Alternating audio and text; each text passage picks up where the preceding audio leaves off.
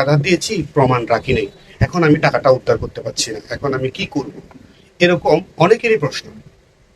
আসলে আমি টাকাটা উদ্ধার করতে পারবো? আসসালামু আলাইকুম, আমি অ্যাডভোকেট শফিকুল্লাহ, কক্সবাজার জেলা ও দায়রা জজ আদালত। সাধারণত আমরা কাউকে ধার দিই, সেক্ষেত্রে আমরা দুইটা ডকুমেন্ট রাখি, একটা হচ্ছে চেক আর একটা হচ্ছে স্টাম্প।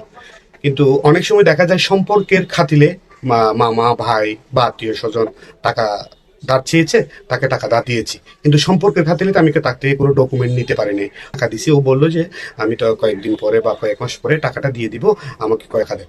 পরবর্তীতে আমরা টাকা দেওয়ার পরে প্রশ্নের সম্মুখীন হই যে না নেওয়ার কারণে পরবর্তীতে তারা অস্বীকার করে, তোমরা আমি টাকা দিব না, যা ইচ্ছা তাই করো।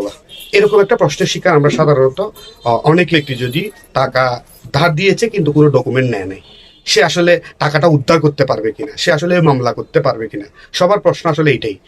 টাকা ধার দিলে প্রথম কথা হচ্ছে ডকুমেন্ট নেওয়া উচিত, কিন্তু আপনি সম্পর্কের খাতিলে, আপনি সম্পর্কে রক্ষার খাতিলে কোনো আত্মীয় স্বজনকে টাকা দিলে অনেক সময় আমরা ডকুমেন্ট ছাড়াই টাকা দিয়ে দিই। পরবর্তীতে ওনারা অস্বীকার করলে আসলে টাকাটা উদ্ধার করার প্রসেসটা কি, এই বিষয়ে অনেকে জানতে চায়। টাকা উদ্ধারের জন্য আইনিভাবে আপনি সহযোগিতা পেতে পারেন। আপনি ডকুমেন্ট না থাকলেও আপনি মামলা করতে পারবেন। আইনে আপনাকে এই সুযোগটা দিয়েছে। আপনি যদি কোনো কারণে ভুলবশত বা সম্পর্কের খাতিলে যদি কাউকে টাকা ধার দিয়ে কোনো ডকুমেন্ট না আনেন, পরবর্তীতে যদি তারা অস্বীকার করে, সেক্ষেত্রেও তাদের বিরুদ্ধে আপনি মামলা করতে পারবেন। টাকা উদ্ধারের বিষয়ে আপনি পদক্ষেপ নিতে পারেন।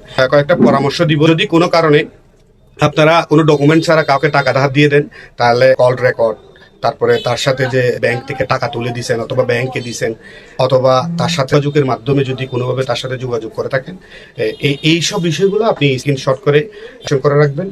পরবর্তীতে মামলার তদন্তের ক্ষেত্রে এইসব বিষয়ে কাজ দিই। কাউকে টাকা ধার দিয়ে থাকেন, তার থেকে যদি কোনো ডকুমেন্ট না নেন, তারপরেও আইনিভাবে আপনি তার বিরুদ্ধে ব্যবস্থা নেওয়ার জন্য সুযোগ আইনিভাবে আছে, তার বিরুদ্ধে মামলা করতে পারবেন।